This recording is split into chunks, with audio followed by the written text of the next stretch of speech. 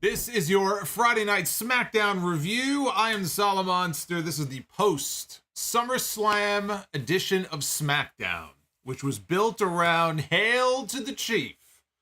That's what they call the segment tonight. Roman Reigns was going to have Jimmy Uso acknowledge him after what Jimmy did to his brother Jey on Saturday, costing him the championship in the main event, a very lackluster main event at SummerSlam.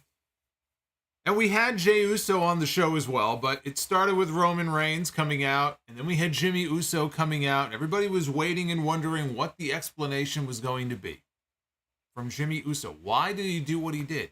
Was he actually back with the Bloodline? Was he back in the fold with Roman Reigns and Solo Sikoa and Paul Heyman? The answer is no. And it seemed pretty obvious given that he didn't leave with them at the end of SummerSlam last week. So he is not back with Roman Reigns. He is not back in the Bloodline. Jey Uso did come out, and he wanted to know why. Why? Why, Jimmy? Why? Why did you do what you did to me at SummerSlam? Why would you betray me? Why would you throw 37 years away in a split second? And Jimmy Uso came back and said, it's not jealousy. And the best thing I can say about this is the tired, obvious angle would have been Jimmy Uso wanted to be the one to become the new tribal chief, and Jey, the little brother, ended up kind of leapfrogging him, and so it's a jealousy thing. But that would have been just so predictable and so, I don't know, so boring.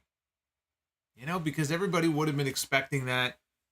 Although it is something, jealousy, of course, is something that, a lot of siblings, I'm sure, can relate to. It's a relatable thing, but we didn't get the jealousy angle. Instead, they went in a different direction. And the direction they went in was that Jimmy Uso was afraid that his brother would turn into an asshole. An asshole like Roman Reigns. And he just didn't want to see that happen. So in the biggest moment of his brother's career, he decided, you know what I'm going to do? I'm going to let the two of you go out there and beat the hell out of each other for 35 minutes. And then at the very end, when it looks like you might actually have the match won, I'm going to reach in at the last possible second, and I'm going to fuck you over. And I'm going to embarrass you, and I'm going to screw you over in front of the world and in front of 50,000 people at Ford Field, and I'm going to kick you in the face. Because keep in mind, not only did he drag his brother out of the ring at the end of that match on Saturday, but even after he did that, he kicked Jimmy in the face. So it wasn't just enough to kind of interfere when he thought his brother had the match won. He had to make sure his brother lost, so he kicked him in the face, which is what ultimately led to Roman Reigns defeating him. So that was the explanation they decided to go with. The best thing I can say about it is better than the predictable jealousy angle, which is what I was expecting here. Does it change my mind about the finish of the SummerSlam main event and what they did? No, it really doesn't.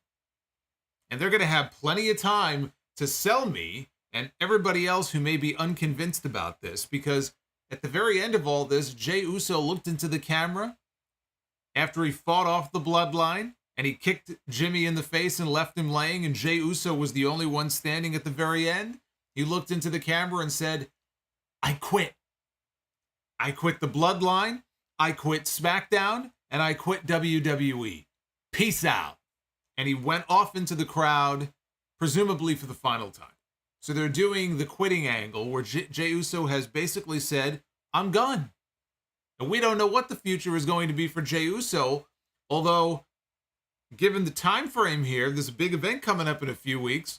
Jey Uso quitting WWE could very well mean that Joshua Fatu is all elite, everybody. We're going to see Joshua Fatu at Wembley Stadium in just a few weeks. How about that? To go from 50,000 people at Ford Field to only a few weeks later going to 80,000 people at Wembley Stadium. What a month this is going to be for Jey Uso. I can't wait. Who do you think they'll probably put him in a fucking trios match? Like half the card at Wembley is apparently going to be at the end of the month. But that's a different segment. That's the segment for Sunday. We'll save that for Sunday. So again, I remain unconvinced as far as the whole Jimmy turning on Jey thing. I know why they did it. They did it because The Bloodline is their best angle going. It's their best story going. They fill up a ton of television time with it on SmackDown every single week. It's the hot thing in WWE. And they're not going to have Roman Reigns wrestling and defending his championship on all of these pay-per-views. So then what do you do? What do you do at Payback? What do you do at Fastlane? What do you do at all these events that aren't Royal Rumble and Survivor Series and WrestleMania when you probably will not have Roman Reigns available? You've got to find other ways to keep this story going. This is what they chose to do. And it's entirely possible that the reports are true. There was, I can't even say reports. I mean, there were tweets from unverified sources. I think WrestleVotes did mention something about this, but again, this is all unconfirmed. The WWE is at least considering the possibility of dragging things out so much between Jimmy and Jey that we don't even get the first match between them until WrestleMania next year. Now, it is not unheard of for WWE to have an idea that will take them from SummerSlam to WrestleMania. Look what they did with Daniel Bryan back in 2013. That was not the plan for him to go to WrestleMania and win the championship, but his story arc with the Authority really kicked off in August and didn't pay off until the beginning of April. Lex Luger, 30 years ago this very month, stood in the ring and celebrated after he beat Yokozuna, celebrated like he won the championship like a fucking idiot. Balloons falling. Didn't win the title, but he celebrated like he did. All because Vince McMahon supposedly decided, you know what, I want to save Luger's big moment for WrestleMania. So we'll build on the march to WrestleMania. Of course, unfortunately for Luger, by the time they got to WrestleMania, plans changed and Bret Hart got the belt instead. But it's not unheard of for them to want to stretch things out until WrestleMania. I just don't know if they can keep things interesting enough just with Jimmy and Jey alone between now and then. Is Jimmy going away, or rather Jey going away and quitting, a situation where he really is going to disappear for a few months from television and then he'll reappear at the end of the year, or he'll reappear around Royal Rumble time and then they'll just kind of take it from there? Because then what do you do with Jimmy? What do you do with the Bloodline story? I find it very hard to believe that Jey Uso is going to disappear for months at a time. I find it actually impossible to believe that they're going to be able to keep him off television for longer than a few weeks. I still believe the main event for Payback, if Roman Reigns is not wrestling, is going to be Jimmy against Jey. But given the angle they ran at the end of the show and the reports online and everything, it's at least possible that they're considering not matching them up until WrestleMania. But I just don't know. I just don't know how they're going to keep this interesting enough and stretch their story out to get us to April before even doing the first match. I could definitely see Jimmy against Jey at WrestleMania, but as the first match, I don't think so. I still think that that's going to be the Payback main event. The other thing on the show tonight was the United States Championship. They had that little mini tournament a few weeks ago, and it was going to be Santos Escobar against Austin Theory, because in the finals of the tournament, unfortunately, Rey Mysterio got dinged. They had to stop the match early, and Santos Escobar won the right to challenge for the title in a pretty lame way, but it was an injury stoppage, and unfortunately, those things do happen. Tonight, we didn't get Santos Escobar against Austin Theory. They did an injury angle with Escobar. Rey Mysterio got the match, and guess who the new United States champion is? Not Austin Theory. I don't even care who the person is. Not Austin Theory. Thumbs up. New United, you could put anybody in there. Anybody except Flop Dollar. And I'd say, thumbs up. New United States champion. It's about time. So ends one of the worst U.S. title runs of all time. But now Rey Mysterio is the champion. And I know some of you are going to be asking yourself, well, what the hell is the point of all those tournament matches if we were just going to get to Rey and Theory anyway?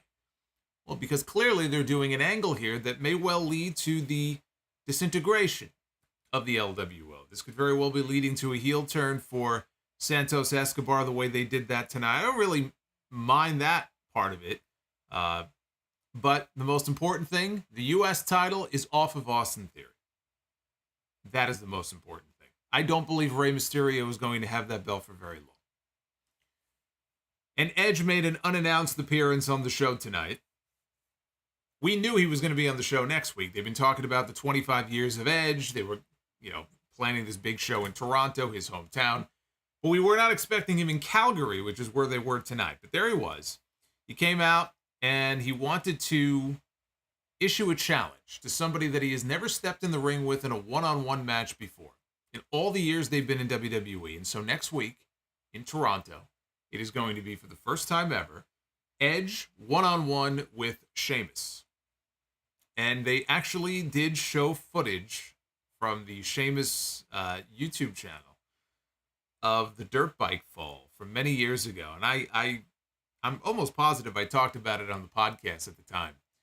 But there was something that there's history between them, even though they've never wrestled each other. And there's a specific, I don't know if incident is the right word, but a situation that really led to Edge thinking that he was maybe physically able to get back in the ring when before that he didn't think he was. And he even credits Sheamus for, him even having this comeback at all. So there is some history there that people may not have been aware of. But we'll get into exactly what was said in that segment, how they set it up, and some of the other things here on the show tonight. Again, this is your Friday Night SmackDown review for August 11th, 2023. Hulk Hogan turns 70 years old today, brother. Brother Jack Dude, 70 years old for Hulk Hogan, the man who, before anybody else, he knew that Kevin Owens was going to be a star in WWE. Not long after he made his debut in NXT. All the Hulkster had to do was watch the first couple of matches of Kevin Owens, and he knew. Even when WWE, he claims, didn't know, and they didn't believe that Kevin Owens had it in him to be the guy. According to Hulk Hogan, he was the first person to put over Kevin Owens. He also claimed that he was offered a spot in UFC when UFC first started up in 1993, but he turned it down because it was too violent. Something that the brain trust at UFC has vehemently denied, that Hulk Hogan was ever offered a spot in the UFC, which is, even Hogan at his physical peak when he was just a jacked up monster in the 80s, right? He was a big dude. It would have been laughable even then. But not as laughable, right? Because he back in the early days of the UFC, he did have a lot of these. It was almost like invitational. They did have a lot of people coming in who didn't have fight experience. But like by 93, Hogan, he was clearly off of whatever it was that he had been on previously. He looked like a totally different person at that point. So again, it's just comical to think about. But one of my favorites. Yeah, everybody always talks about the obvious ones, the tall tales when it comes to Hogan. They talk about Wembley, that story. They talk about Metallica. They talk about the Foreman Grill that he missed out on because he wasn't home when they called him, so it went to George Foreman instead. Otherwise, it would have been the Hogan Grill. There's so many. I could do a 4-hour stream just based on these stories alone. But one of my favorites, in his book, Hogan claimed that the king of rock and roll himself, Elvis Presley, was such a big fan of his back in the day. Whenever he would come to Memphis to wrestle, because he did wrestle in Memphis early in his career, that Elvis would stop whatever he was doing, right? No matter how busy his schedule may have been. And Elvis would drop everything he was doing to go to the arena to watch Hulk Hogan in action, right? And that's a great story. The problem is, of course, Hulk Hogan did not wrestle in Memphis until 1979. Which was 2 years after Elvis passed away. So that would have been a hell of a magic trick. Either that, or maybe he thought it was Elvis, and it was an Elvis impersonator who was in the crowd that night. I don't know. Anything's possible. I'm trying to give the Hulkster the benefit of the doubt here, but it's probably not a good idea. But that's one of my favorites. Elvis was such a big Hogan fan, he actually came to watch him wrestle. Just fucking unbelievable. 70 years of bullshit. But you know what? He's got a bitchin' theme song. One of the best theme songs in wrestling history. Even his WCW music, which was actually sung by the same person. Even his WCW music was very good. So I'll give him that. Hit that subscribe button. Like the video as well. I set a modest goal for Be the Booker tonight of 350 likes. So if we can do at least 350, and I know we were already in triple digits before I even went live tonight. 350, and then we'll do Be the Booker later on. Super chats are open as well. There is a brand new super chat, a brand new $18 one that I inserted in there. The new $18 Samoa BRO. That's on the list. And channel memberships are open. And I have to give a sound-off salute to a very special person. I have to give a sound-off salute to Lady Fire Panda, who I know is with us in the chat, as Fire Panda is most weeks. Fire Panda gifted 50 channel memberships. Not 15. 50. 5-0. Before I went live tonight. So there are a lot of people who are coming into the chat and they see their name is in green and they're wondering why. You can thank Fire Panda for that. 50 new channel members, and honestly, that's like $300. So obviously I want to say thank you to Fire Panda first and foremost. But something like that, you know, so at least for part of tonight's stream, something like that, I mean, you got to really go above and beyond here. So in honor of what Fire Panda did, which again is very much appreciated, I have to put the Fire Panda logo, there it is, over the Sound Off logo. This is, there it is. This is officially a Fire Panda stream. It's the least I can do. I mean, holy shit. So there you go. Fire Panda, you earned it. Thank you very much. SmackDown. Let's get into this SmackDown show here. Opened with the new announced trio of Kevin Patrick, Corey Graves, and Michael Cole. Michael Cole is still in the chair on Friday night. Michael Cole is no longer the lead play-by-play voice on this show. Michael Cole is now the color analyst, which is a role that is unfamiliar to him. And Kevin Patrick is the one in the middle of the trio. So the hope here is that Kevin Patrick will improve over time, find his voice a little bit more, working alongside somebody like Cole, who's been doing this for a very long time. And that's the hope that I have too, by the way, because, you know, again, I know their goal here is to eventually get Kevin Patrick probably back on Monday Night Raw at some point down the road, or back into a lead announced voice on some show. Look, everyone, it's Samoa BRO. It's Samoa BRO. There it is. Breaking into some, who was that? Daniel Malcolm. Daniel Malcolm breaking in. The new Samoa BRO. Thank you, Daniel. So yes, KP is the lead announced voice on this show. Michael Cole, though, chimes in where he can. There was one point during the show, I do have to say. There was one point... Look, everyone, it's Samoa BRO. I'm going to regret this one, aren't I? Hey, Addis, thank you. Thank you for the Samoa BRO. Appreciate that. There was one point on the show, it was heading into a commercial break, maybe like in the middle of the show. It was where Edge came out. Edge was making his entrance, and they were going to a commercial break, and they had the graphic on screen, you know, coming up next is Edge. And Kevin Patrick was seemingly taking us into the commercial break, and Kevin Patrick was telling us, you know, don't go anywhere. But then instead of cutting to commercial, Michael Cole basically just repeated what he said, but he did it with so much more enthusiasm in his voice, because there was really no reason for Cole to say anything because Kevin Patrick already did. But he went and said the same thing. And again, the enthusiasm gap between the two was just night and day. You know, Michael Cole's been doing this for a hell of a lot longer than Kevin Patrick has, at least as far as pro wrestling is concerned. I know Kevin Patrick, he's a very accomplished announcer. You know, he was doing some of the World Cup stuff. I heard his voice over some of the women's matches recently. But you hear the difference when they're on the same show and they're talking one right after the other, and you're in that lead position. It's one thing to be playing second fiddle or you're the color analyst, but it's just that it's a whole different beast. And Cole has been doing this for so long. It really hits you when you hear it back to back like that. So we'll see. Hopefully over time he'll find his voice. I know WWE is hoping that that's what happens. First match of the night, though, was Charlotte Flair going one-on-one with Asuka. They showed us highlights from the triple threat match with the women at SummerSlam, with Asuka spitting the mist in Charlotte's eyes as she was setting up. She was in the figure 8 with Bianca. I have one pair of skinny jeans, and I'm going to wear them every week just to piss you off. Oh, Batista. Still wearing that one pair of skinny jeans. Hey, Ray, thank you for the $35 super chat. That is very kind of you. Very kind of Ray to do that. I appreciate that. Batista and his skinny jeans.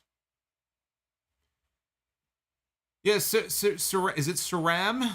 Is it Saram or Sarami Creations in the chat? Says is like a golf announcer. He does have like a golf announcer kind of voice.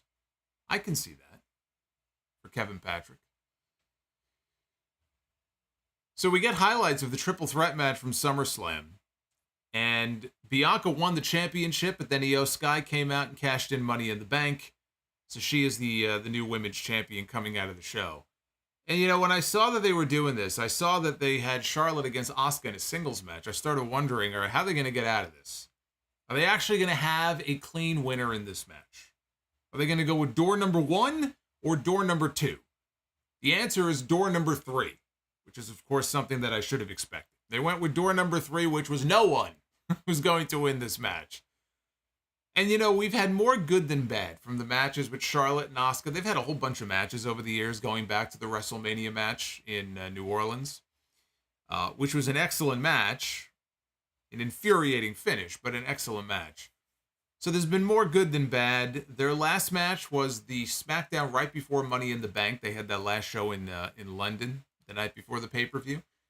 And that was not good. That was not very good. And in part because the match wasn't meant to be a Matt Classic, you know, given the finish they did.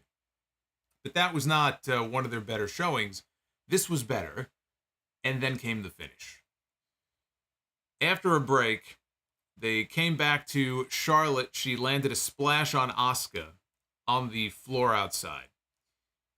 Charlotte then got her back into the ring. She repeated the same spot inside the ring. She speared Asuka. She set up for the figure 8 when Damage Control came out. All 3 members of Damage Control. So we had Bayley, we had the new women's champion, Iyo Sky, and we had Dakota Kai making their way down to the ring. Dakota Kai, who has been out recovering from ACL surgery. She, of course, made a little cameo at SummerSlam to celebrate with her fellow Damage Control members. I don't know if you heard the story, if you saw the video of her on her Twitch channel, but she shared the story of what happened, how late in the game she got a phone call, or a text, I guess, maybe, from WWE, and it might have been from Bayley saying, hey, can you be in Detroit?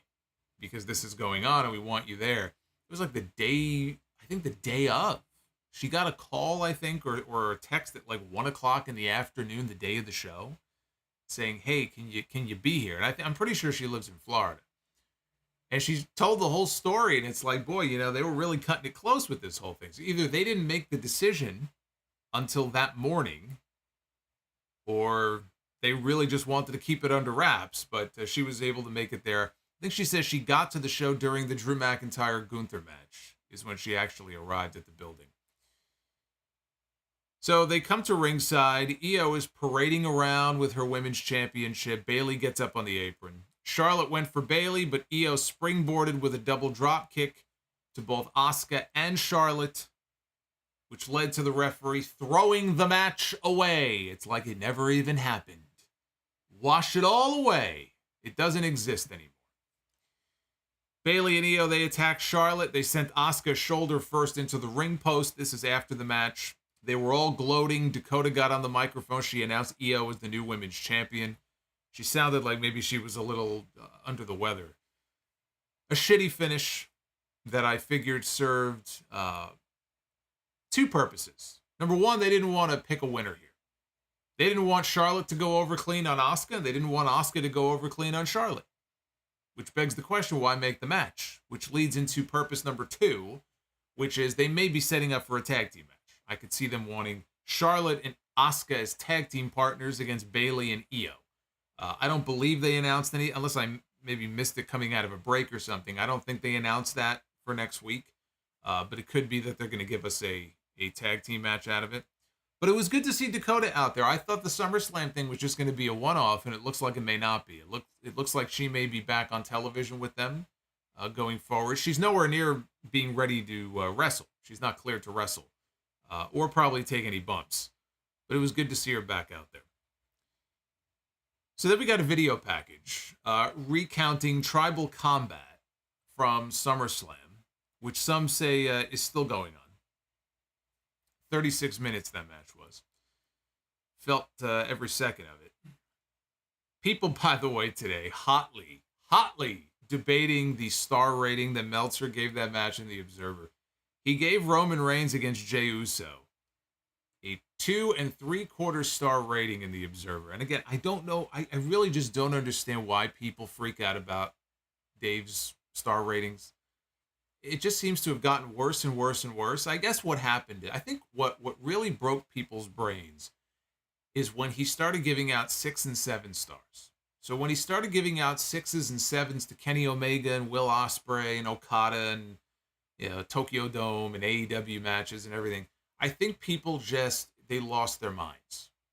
Because it just seems like they're more polarizing than ever before. Meltzer's been doing the star rating gimmick now for like 35 years, 40 years. But for whatever reason, people freak out about it, even though it's not worth freaking out about. It's one person's fucking opinion. I don't know why people go to war over this type of stuff. I will say, though, that he's not wrong. That sounds about right. 2 3/4? If anything, he might be a little generous. But in fairness, Roman Reigns did get injured about 5 minutes into the match. He looked fine tonight, so it wasn't anything serious, but he did get hurt in the first 5 minutes, and that may have played a role in that.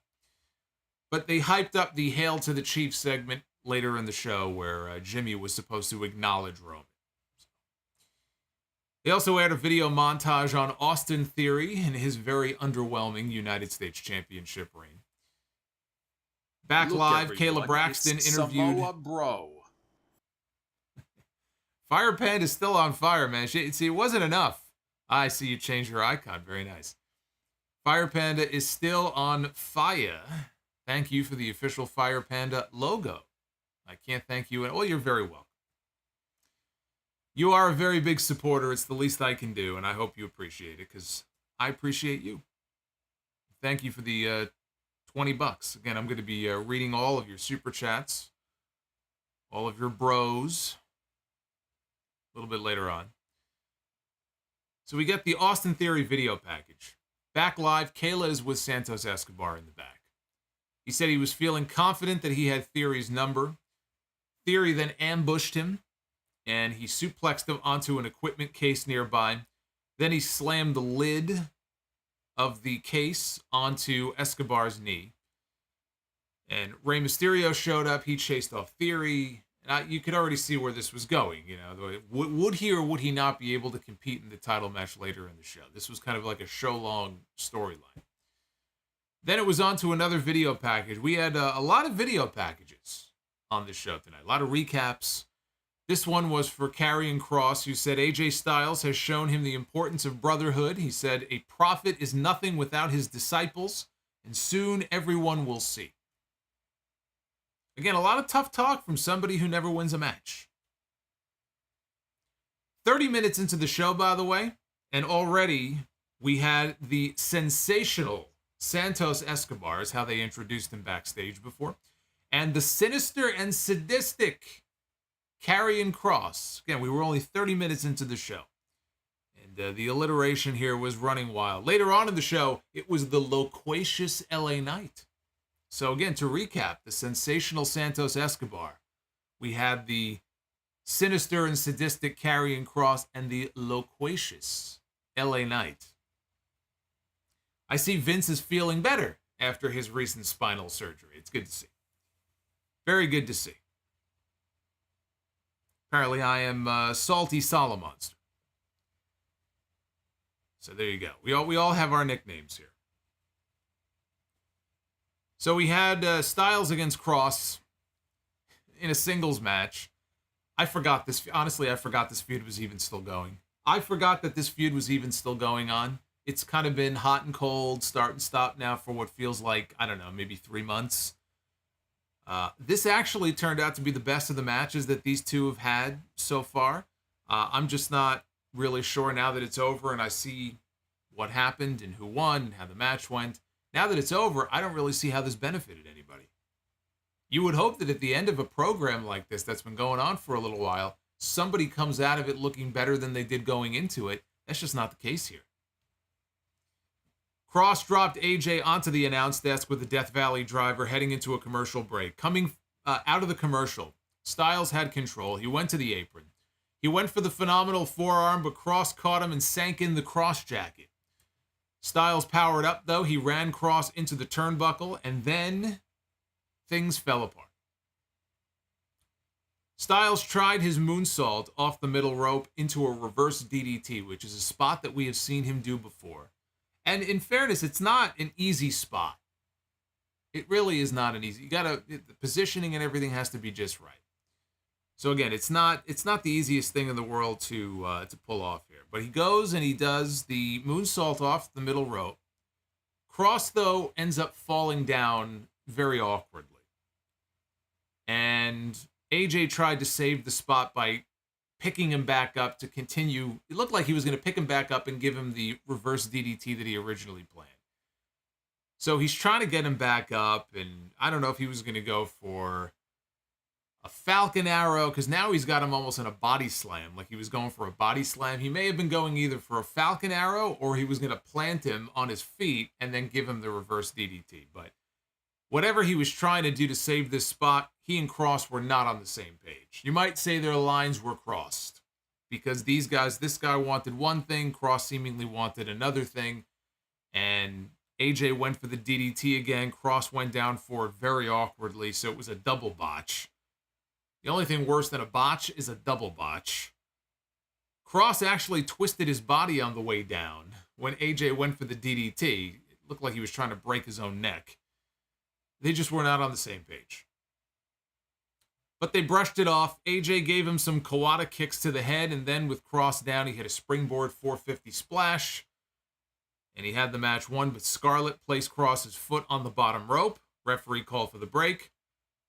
Michin tried to attack Scarlett, and Scarlett put down Michin.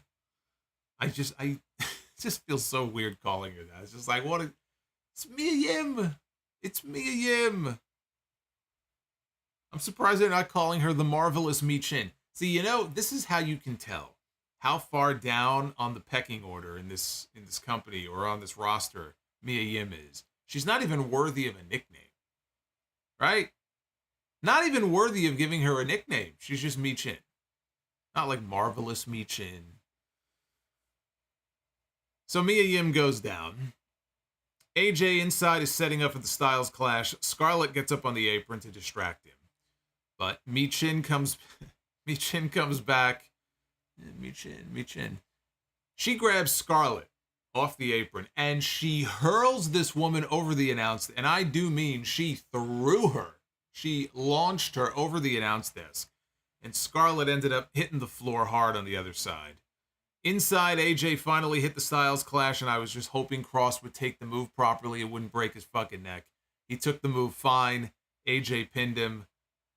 Up to and after the two botches, I actually thought this was good. And this was one of the better Karrion Kross matches we've seen on television. But, he loses again.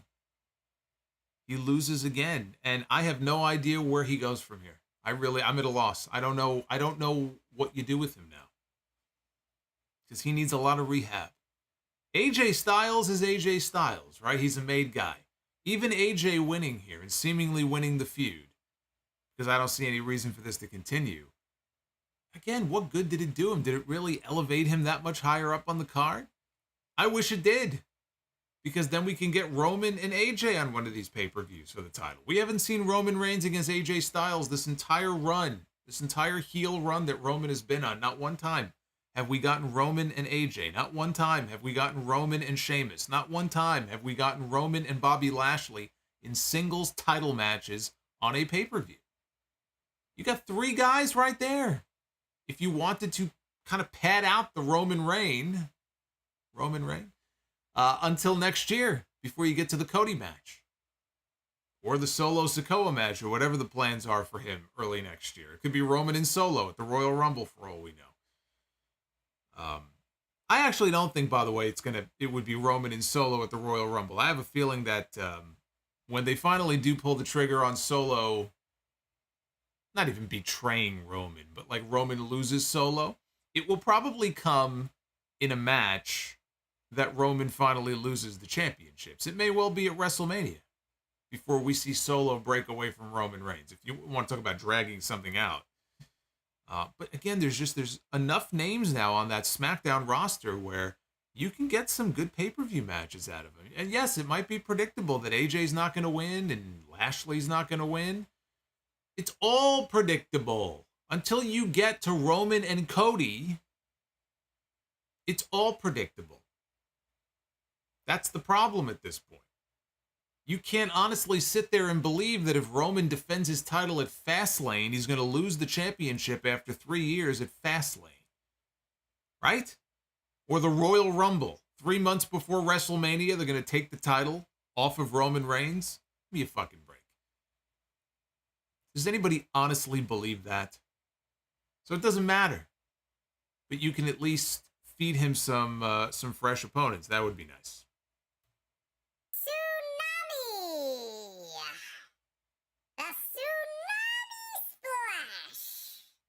How about Big Bronson Reed? That's officially his name, by the way. Oh my God.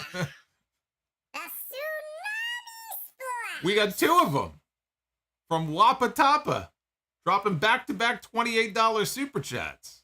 Says F the jabroni David Meltzer. Wapa Tapa dropping a couple of tsunamis on me here. Holy crap. Hey, Wapa Tapa, thank you. Austin Theory was interviewed backstage, compared Santos Escobar to toilet paper and said it always falls apart.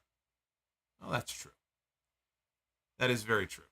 Rey Mysterio walked out of the trainer's room, got in Theory's face, and had to be held back by Ken Doane. I don't know how many of you noticed. It was Kenny from the Spirit Squad. I forgot that he was a producer. He's a producer. He's an agent.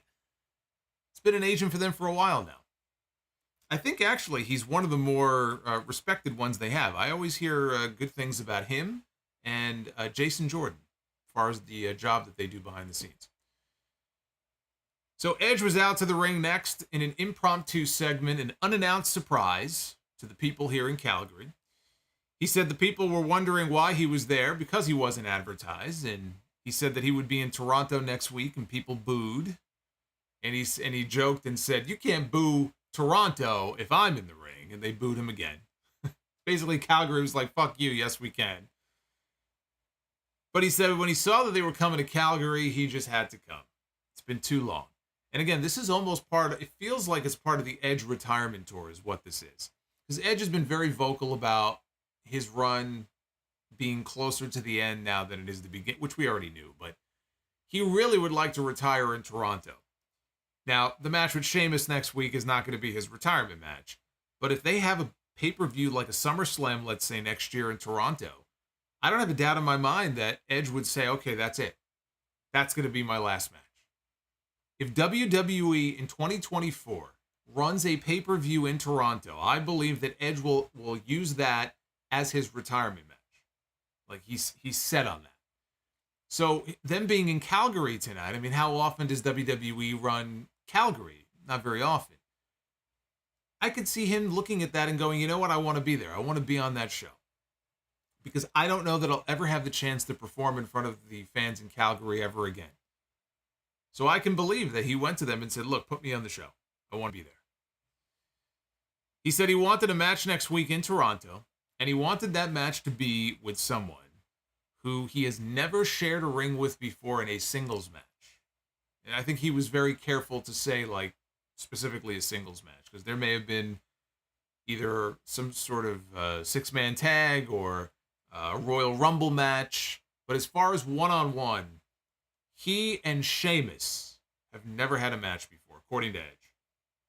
So he called out Sheamus. And Sheamus came out. And again, it's hard to believe for the years they did share the roster together which was the last few years of Edge's first run, and this entire run so far that he's been back, that he and Sheamus have never had a match before. Sheamus comes out with the Brawling Brutes, and Edge is very complimentary of him. He credits Sheamus for being the reason behind his return from his triple neck fusion surgery, and he tells the story of being on Sheamus's YouTube channel. Now, this was back in 2019. Sheamus, for those who don't know, has a YouTube channel called Celtic Warrior Workouts, which is a great channel, and you should subscribe if you are not already subscribed. And it got shut down, or not even shut down, but he kind of abandoned it for a while. There was a period where WWE talent, they had to stop running their own like YouTube channels and Twitch, and I mean, I'm sure you're all well aware of that. And then he reopened it. He started posting new videos again several months ago. What it is basically is he will interview various talents on the roster. And it is mostly WWE talent. There might be a few people in there that aren't WWE stars, but for the most part, it's WWE stars. And he'll interview them, but he'll also do their workout. So they're at a gym, or maybe someone's home gym, or I remember one he did with Xia Li. It was at the Performance Center. But he wants to do their workout. You know, Sheamus is getting older. He's in his mid-40s now. Physically, his body's breaking down on him. He wants to challenge himself. He wants to test himself. And, all right, Austin Theory or LA Knight. He did one with Dominic Mysterio a few months ago. Show me what you do when you work out, and I'll do the same thing. That's the basic gist of it. So 4 years ago, he did one with Edge. And he went to, I think Edge lives in North Carolina or South Carolina? I think North Carolina. And he's up in like the mountains somewhere. And Edge takes him on a mountain bike run down a pretty steep hill. And as Edge told the story here on the show, he thought that Sheamus was going to take a bit of a fall. And he thought it would be funny to watch Sheamus fall on his face. Well, it didn't work out that way. It wasn't Sheamus who fell. It was actually Edge who took a spill off of his bike. And he took a pretty rough spill, too. I mean, not for nothing. For a guy who had been out of the ring for many years because he had triple fusion neck surgery, it was a dangerous bump that he took. But he immediately sprang back up to his feet. He no-sold it. You knew this fucking guy was hurting, but he no-sold it. And then at the very end of the video, they show the scrapes on his body. He's got a giant fucking scrape on his ass, like on his right thigh, or maybe his left thigh. His pants are torn. And they showed it. They showed the video here up on the Titantron. Sheamus threw it to the footage, and they actually showed the footage here on the show, which I thought was cool, just to give people the visual. But the reason that's significant is Edge realized, hey, I just took a hell of a bump here. Like ass over tea kettle, and I feel fine. Like I was able to do it, and I didn't break my neck, and I'm not like in total agony here. And that was the moment, that kind of the eureka moment that he had, where he started to seriously wonder, can I actually get back in the ring? It wasn't something that he had been actively, seriously thinking about, but at that point, he thought maybe this is actually possible, and that got the ball rolling on what ended up being his return after 9 years. So he credits Sheamus with that. And he says when he was getting ready to come back in 2020, Sheamus was the guy he called up to come help him, to come work out with him and get ready for his return. He said Sheamus even moved in with him and became part of the extended family. And he said they beat the crap out of each other, and that's when he knew he was ready. So anyway, that's the story that he was telling here. So Edge, after Sheamus showed that video, Edge said, I thought you might do something like this, and I also have a surprise. And then up on the Tron, he put a picture up there of the two of them sitting on their bikes. Edge is sitting on a normal bike, and Sheamus is sitting on Edge's daughter, Ruby, her bike. So that was kind of his comeback there. Sheamus said he wanted to get serious, and he said that in 2004, he was wondering if he would pursue a career in WWE, which he really wanted to do. Or would he just, head back to his normal job? He said if he was working in IT at the time, maybe he'll just go back and do that. Well, WWE came to town, and they were at a local club or a pub or some establishment. And he approached a lot of talent, and they all gave him the cold shoulder. They all blew him off, all except one, and that one person was Edge. Edge gave him the time of day. Edge was very kind to him, and Edge gave him some advice. From there, Sheamus said he knew Edge was a world-class act. He said that without that conversation, he would not be standing here in the ring. And Edge said that he wanted an answer to his... Actually, now that I think about it, hold on a second. I believe, because I did the Bam Bam Bigelow review for Dark Side of the Ring a few weeks ago. And Bam Bam trained at the Monster Factory with Larry Sharp. Sheamus has told the story that I guess Bret Hart was over there. I don't know if Bret was there with WWE or maybe he was there for a convention or some signing appearance. But Sheamus has told the story in like 2002, so 2 years before this, of being overseas at home, I guess in Ireland, and he went over to Bret and told Bret, I want to become a pro wrestler. What advice do you have for me? And it was Bret who told him to link up with the Monster Factory. And that's what got Sheamus into the Monster Factory to start training to become a wrestler. So maybe what he's talking about here is now he was looking for a foot in the door specifically in WWE. So by that point, he probably had a couple of years of training under his belt.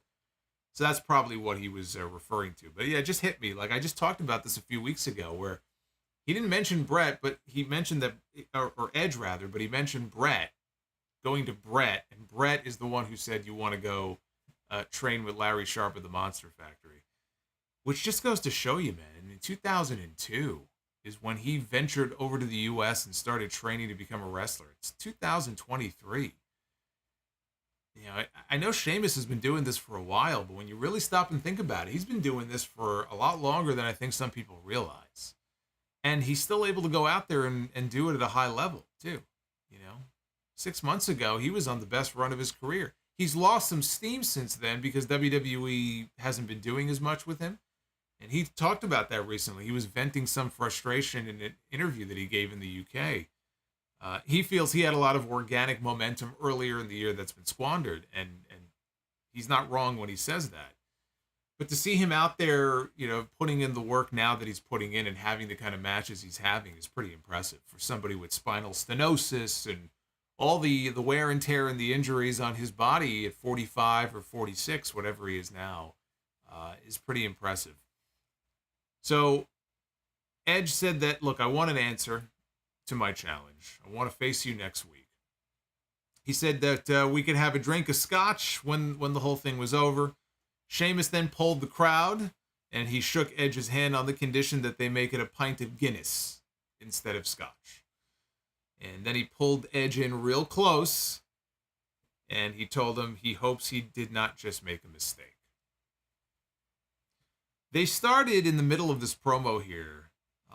They started meandering a little bit and, like, I don't want to say losing the crowd. The crowd was kind of quiet in the middle. But at the end, they seemed very, you know, excited at the prospect of Edge against Sheamus. You know, as am I. Sheamus, like I said, he's been cranking out great matches now for a while. And him and Edge is a fresh match. You know, when I think of opponents that Edge could work with that we have not seen him in the ring with before, I think of, you know, a Kevin Owens, who he has wrestled, but it was non-televised. It was a cage match, I think at Madison Square Garden. But like Kevin Owens is someone who I think would make a great opponent for Edge, even though they're both baby faces right now, you know, two Canadians.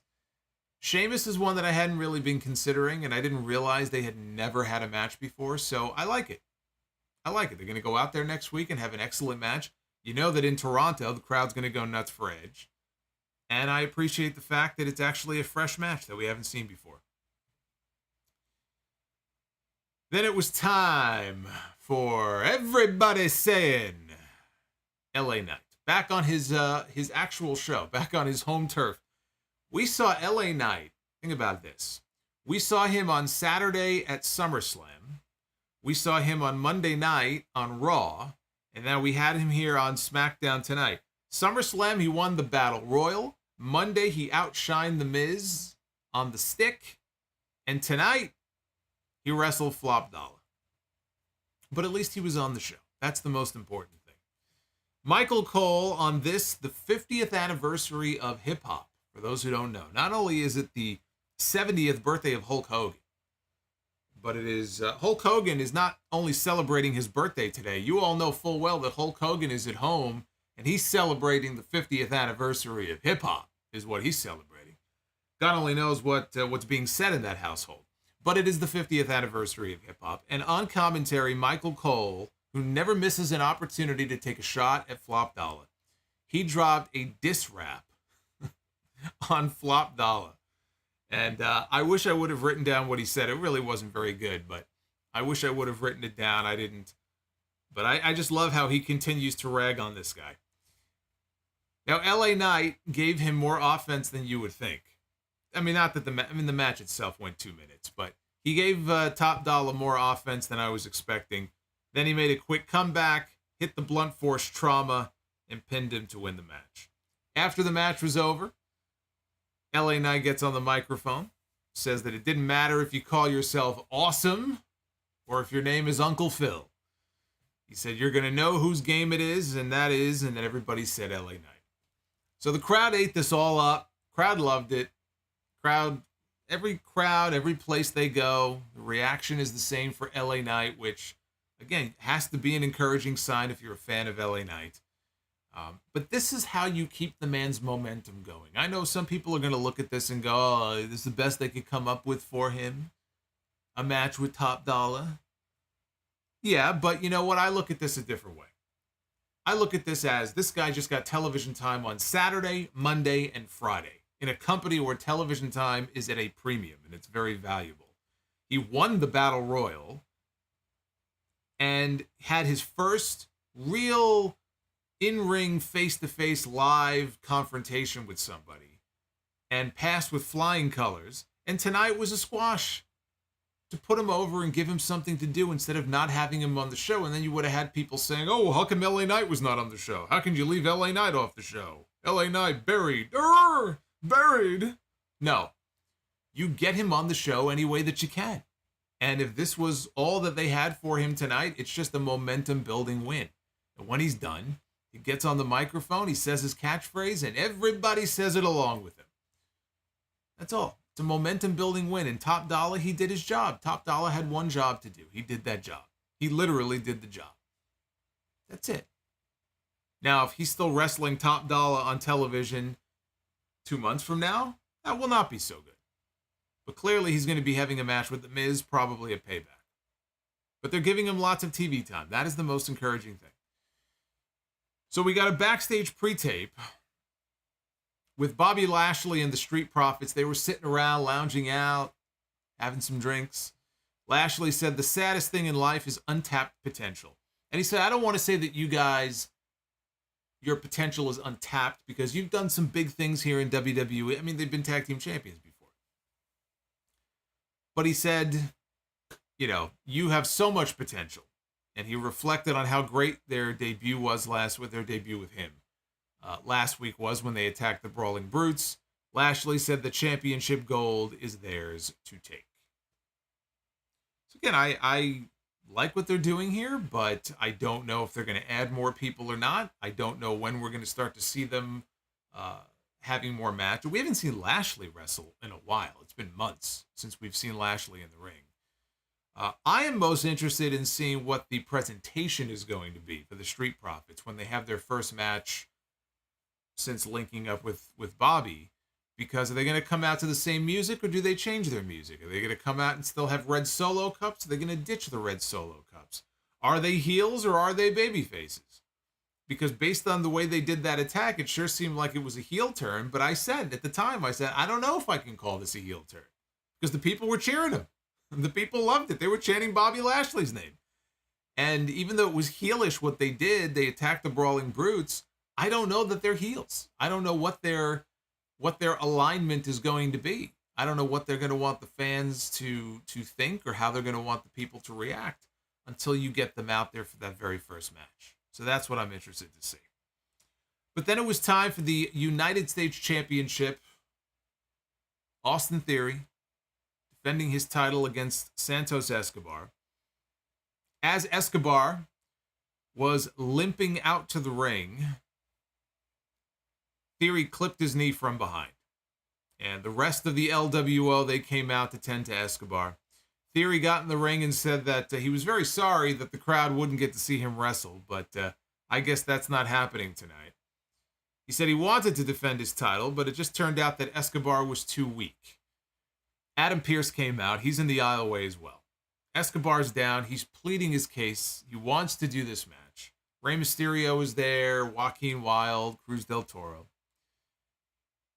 And Adam Pearce makes a judgment call. He decides you are going to defend your championship tonight, but you're going to defend your championship against Rey Mysterio, who hits the ring immediately and takes Theory out as they cut to a commercial break.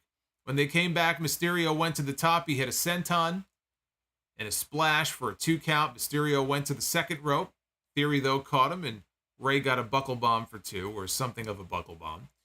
Rey set up for the 619, but Theory caught his legs to break it. Mysterio came right back, though, ran it back again. This time he hit the 619, then he dropped a dime, hooked the leg, and pinned Austin Theory to become the new United States champion. Just like that. Wasn't even expecting Rey Mysterio to have a match on the show tonight. And just like that, Rey Mysterio is the U.S. champion, and so ends one of the worst United States title runs of all time. I said at the very least, it's the worst one that we have seen since Dean Ambrose, because Ambrose never even, how long was it in between title defenses when Ambrose had the belt? I mean, it was a running joke on TV. That was pretty bad. I love the Shield, but that was pretty bad. But we're going to look back on this run. I mean, we don't even have to reflect back on it. I was telling you this in the middle of it. It was obvious that they had dropped the ball on whatever they thought Austin Theory was going to be, and might still eventually be. But whatever they had in mind for this kid, whatever they had in mind for him, it did not pan out the way that they had hoped. You cannot tell me, for the level of push that they gave him, including a match with John Cena at WrestleMania, that this Austin Theory push over the past 6, 7, 8 months, 9 months has gone the way that this company, has gone the way that Vince McMahon wanted it to go. There's no way. There's no way when they started pushing him that they envisioned that this would be the position that he is in.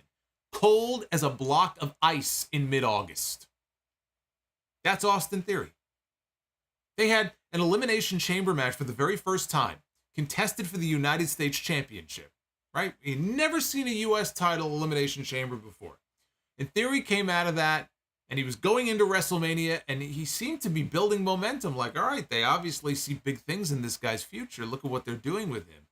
And ever since he beat John Cena, He cheated, but he beat John Cena nonetheless at WrestleMania. And I think people were complaining about the way that he won. And I actually was one of the people who stuck up for him and said, look, he got a win at WrestleMania over John Cena. Right? So clearly he's going to be okay. Clearly they got big plans for this kid. And then he went nowhere. Nowhere. I actually thought that coming out of Mania, maybe they were going to start pushing Montez Ford more as a single. Him being in the Elimination Chamber match this year, I looked at that as a test. And he passed the test. He did very well. And the people were with him. They reacted to him. So I thought, okay, maybe coming out of WrestleMania, start to push Montez more as a single, right? You don't even have to split the Street Profits up, but start giving him that little push. Maybe we get a Theory and a Montez Ford program for the U.S. title. They did nothing like that. Nothing. He has been completely phased out of the picture, drowned out by the Bloodline and the Judgment Day and LA Knight getting over. All these things are happening. Nothing is happening for Austin Theory. And he is your United States champion. He is the de facto #2 champion on SmackDown. It is inexcusable. It's not Tony Khan level inexcusable with Wardlow. That's a whole other level of booking incompetence. But you can't honestly tell me that this has been a successful run for Austin Theory. You can't. You can't. It's over now. And it's like I said before, with the AJ Styles and the Karrion Kross match. that feud appears to be over. I look at that and I say, did anybody come out of that looking better, in a better position than they were going in? In that case, the answer is no. Is Austin Theory now in a better position today than he was before he won that United States Championship? If he is, marginal at best. Marginal at best. Because I know he had a rough go with the cash in and everything last year, but marginal at best. That's going to be the story of this Austin Theory run as the U.S. champion. So Rey Mysterio is the new U.S. champion. Him winning makes me wonder if the match with him and Escobar a few weeks ago was supposed to end with a Rey win. Now, I was of the impression and the belief was that it didn't affect the finish. The fact that they had to do an injury stoppage, Escobar was always going to win. Now I'm not so sure. Maybe Rey was going to win.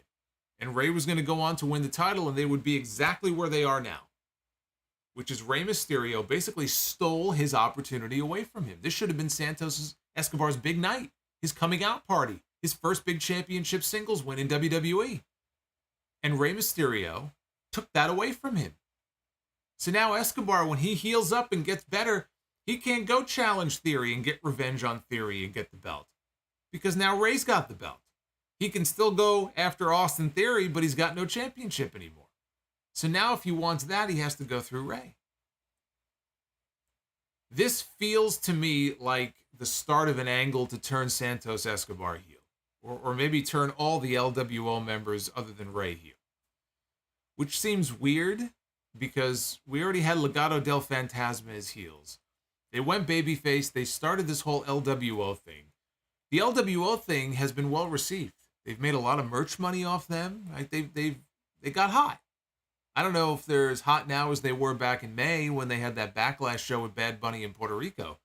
But it would be weird if they turned the LWO heel. I mean, LWO was a heel faction in WCW. You know, when Eddie Guerrero conceived of the whole thing. But Rey wins the title, and now there's a jealous Santos Escobar who says, you stole my moment. Now, they're going to have a match. I don't know if it'll be a Payback, but it should be. It should be Rey and Escobar at Payback for the U.S. title. And I could see Rey winning against Escobar as well, and that's what sets him off. So instead of rushing into it, you have these next few weeks. Escobar's playing it cool. You know, it sucks what happened, but I'm happy. If it had to be anybody, I'm glad it was you. You know, I'm happy for you. And maybe Rey can say, you know what? I just want you to know, kind of like the MJF and Adam Cole thing. I know you want it. I know you want it badly. I'm going to give you a shot at my championship. And you have a friendly fight between Mysterio and Escobar. Everything's still cool. They're still friends. Escobar, he's got a big smile on his face. They wrestle. Rey beats him. That's when things turn. That's when the smile turns into a frown. And whether you do it that night, you drag it out a few more weeks, that's when he drops, you know, he lowers the boom on Rey Mysterio. And now we can get a proper program, heel against face, Rey Mysterio against Escobar, the end of which has Rey putting him over, and Escobar wins the U.S. title. Possibly as a heel. That's what I'm feeling. That's the vibe I'm getting from this whole thing. The alternative theory, other than Austin Theory, maybe we'll start calling him that, alternative theory, is that maybe they wanted to get to Rey and Escobar so they can have a proper match to make up for the one that they were not able to have a few weeks ago. It could just be as simple as that. Now that Rey is back in action, he's okay. They have another match. Hopefully nobody gets hurt. And this time Rey can put him over properly, and Escobar wins the title, and you keep the LWO together. That's also a possibility. I tend to put that below the idea that I just talked about, though. I think there's a better chance of the heel turn happening. But I think Rey has to win that first match if you're going to do that. I think if they wrestle a Payback and that's the plan, I think Rey needs to win that first match. And that's the catalyst for the heel turn where Escobar just loses it. So they close the show with the Bloodline, right? How many times have they done that this year, right? Either they open the show with the Bloodline, they close the show with the Bloodline. That's how you know it's the hot angle on this show. This was the Hail to the Chief segment. Roman Reigns, Solo Sikoa, Paul Heyman, they make their way out to the ring.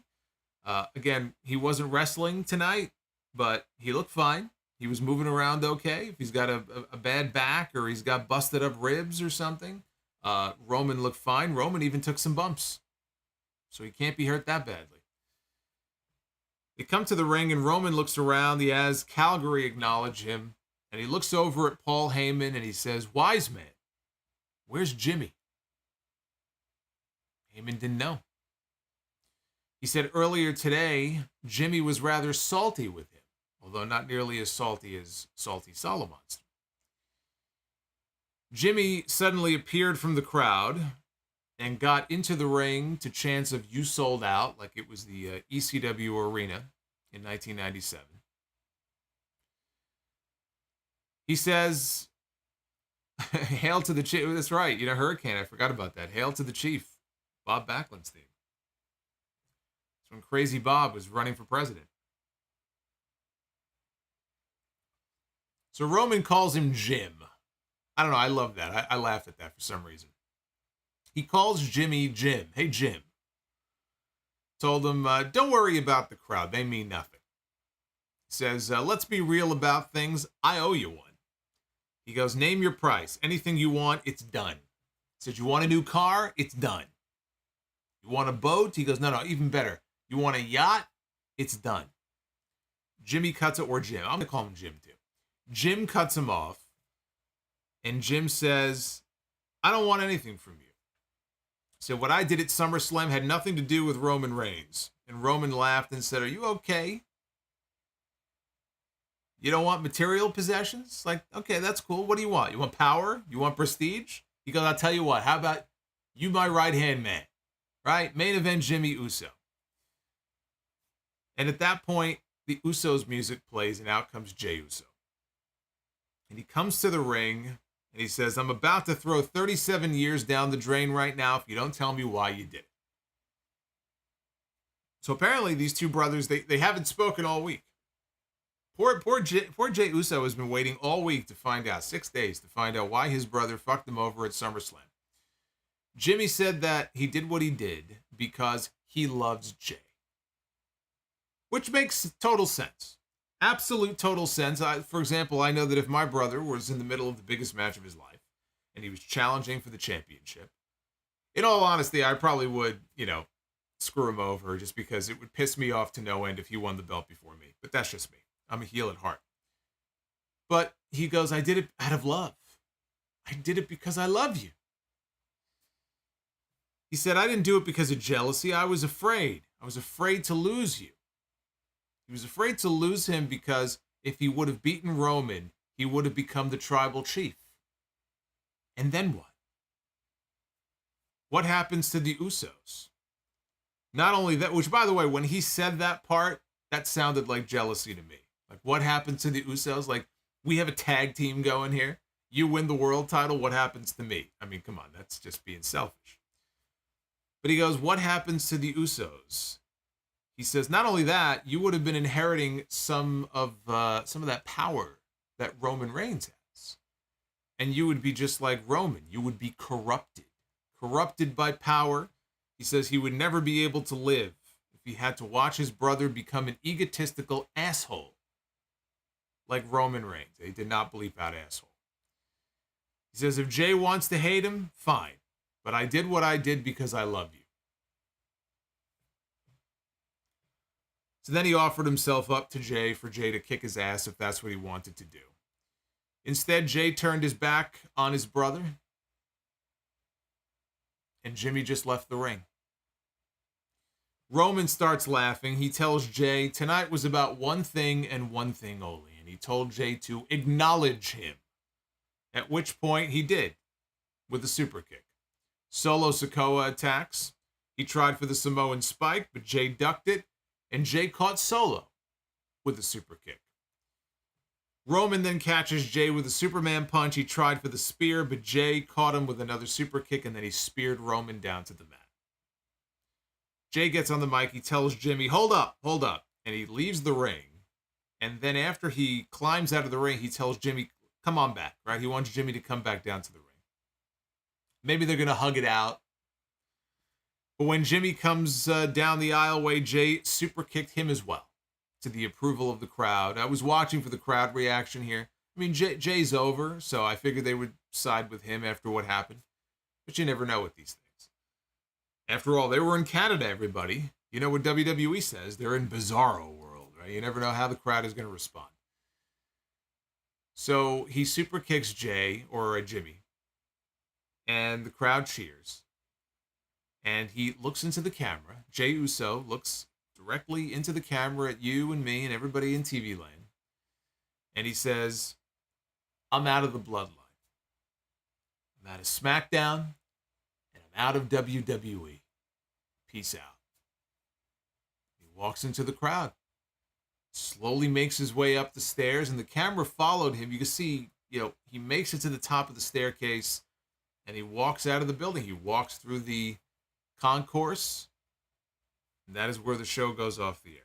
So a cliffhanger ending, which is never a bad idea to have a cliffhanger at the end of your television show. As a cliffhanger, it was good because you're going to have people wondering if Jey really is going to take a break, or did he quit, or what's going to be with Jey Uso now, right? People don't know. And I'm left wondering, are they really going to drag this out, this first match, until WrestleMania? I say no. I still think that that's your main event at Payback. I still think not only is that the main event of Payback, but I'm wondering how Rikishi may possibly factor into this. And I've been thinking this for a while, and we never see Rikishi. So I could be wrong here. But now that we're talking about both of his sons, I mean, all three of his sons are involved in this angle, but now that we're talking about his two sons here, in Jimmy and Jey, it would make sense for him to have some kind of involvement in this, whether it's talking sense into Jey to try to convince him to come back, or talking sense into Jimmy, or getting them both in the ring together at the same time to moderate like some kind of intervention or something. If ever there was a point in time in the storyline to get Rikishi involved here and have him cut a promo, this is it. I'm not even talking special referee or whatever. I don't even know how well he moves around. It could even get down and get up and get down and get up and get down in the course of a match with all the near falls that these matches have. Probably not. It's probably hell on the knees. But even just to have him as a one-time appearance on SmackDown with his kids in the ring, talking about you tearing up the family, and all that kind of stuff, this would feel like an appropriate time for them to do that. But I can't imagine they're going to keep Jimmy out long enough to where we don't see him for months, because this storyline revolves largely around two people, Roman and Jey. And Roman's not going to be on television every single week. That's where the Usos come into play, right? The Usos can be on television on most weeks. But this idea that he quit, you have to keep him out at least a few weeks. So if you do that, Payback is 3 weeks away, I believe? It's at the very beginning of September. If you're going to at least keep Jey off TV for 2 weeks, that doesn't give them a lot of time to promote a match. But again, what's your main event? If Roman is not wrestling, and you've now taken Jey Uso off of television, then what is your main event for Payback? Right? We know what it's not going to be. We know it's not going to be LA Knight and The Miz. We know it's not going to be Mysterio and Escobar. I wouldn't mind, Gunther headlining a pay-per-view defending the Intercontinental title. They could even build up all the drama around the record that he's going to break a week later. But that's not going to be the main event. Seth Rollins, the World Heavyweight Championship, I can't see that headlining the show over whatever would represent SmackDown. It's going to be Jimmy against Jey. As far as the explanation from Jimmy, I think I pretty much summed it up at the beginning. Willing to see where it goes. Triple H and WWE have at least earned the right, with the way that they have up to now treated the storyline, to give them the benefit of the doubt as far as seeing where things end up in these next 3 or 4 weeks. But I remain unconvinced that this angle has not sort of reached its apex, get to the top of the roller coaster and then you kind of slowly start to make your way down. We'll see.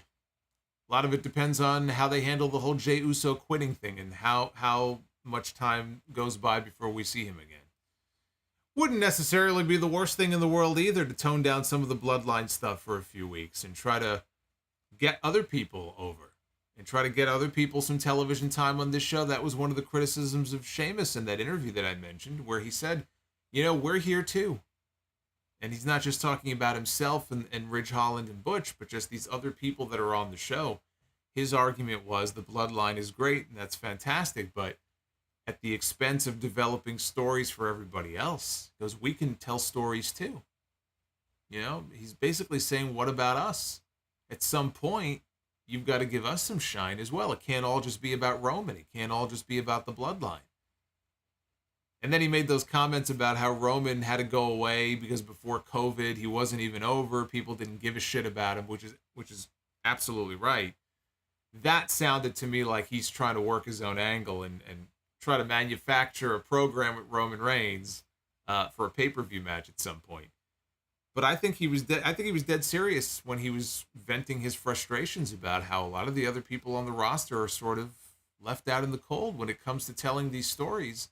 That's why the Bloodline is so compelling, because they've had all this time to invest in all these twists and turns along the way, and the Sami Zayn and the honorary Uso stuff that they kind of lucked into with that, how the people reacted to it. But if you're the Brawling Brutes, if you're AJ Styles, if you're Bobby Lashley, if you're almost anybody else on this show, I'm sure a lot of them are friends and they like the Usos and they like Roman, but they got to be looking at this going, what the fuck, you know? These guys are going out there and getting 20, 25, 30 minutes on television every single week on a 2-hour show. You know, this is the shorter of the two shows. What about us? Where's our story?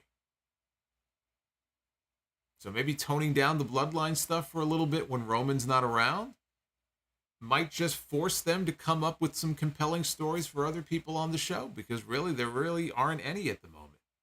Compelling? What other compelling stories are there on SmackDown? It's the Bloodline. At some point, you got to start creating stories for other people. Sheamus is not wrong in that criticism. So the jury is still out on this whole Usos thing. I think Jimmy coming out there and saying, I did it out of love, it's you know, it's a bit of a stretch.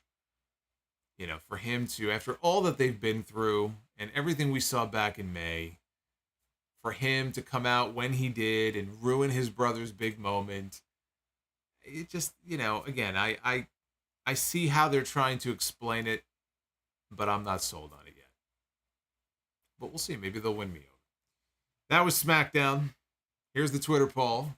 69% thumbs up. You guys have given this show a 69. And 30%, well, it's Friday night after all. 30% thumbs down. Go ahead and vote at Solomonster on Twitter or X. If I say that you're on X, it sounds like you're on some kind of fucking acid trip. So we'll call it Twitter. Even though the bird is gone. No more bird. Good. Fuck that bird. Never liked that bird.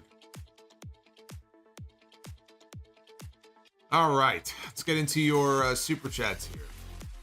See what you guys are talking about here. What did you think of the Jimmy Uso explanation? Chime in and let me know what you thought of the ending to this show. Fire Panda, again, holy shit is all I can say. Thank you very much for the memberships and the super chats, including this $21 one. Bask in the glow of the GWO. Toxic Masculinity with the $10. Paul Levesque not being included on the newly merged board of directors between WWE and Endeavor is a good thing, as it will allow Levesque to solely focus on the WWE product, particularly creative content. I'm going to talk more about that on Sunday. That whole thing is a nothing burger. So anybody who's, you know, trying to convince you that this is some kind of major story, or, you know, oh boy, this is big news here, it's nothing. It's really just a total nothing burger. We'll talk about that on Sunday. Base Beerus, thank you for the super chat. Rob G, ever took a break from WWE? I did after WrestleMania 17.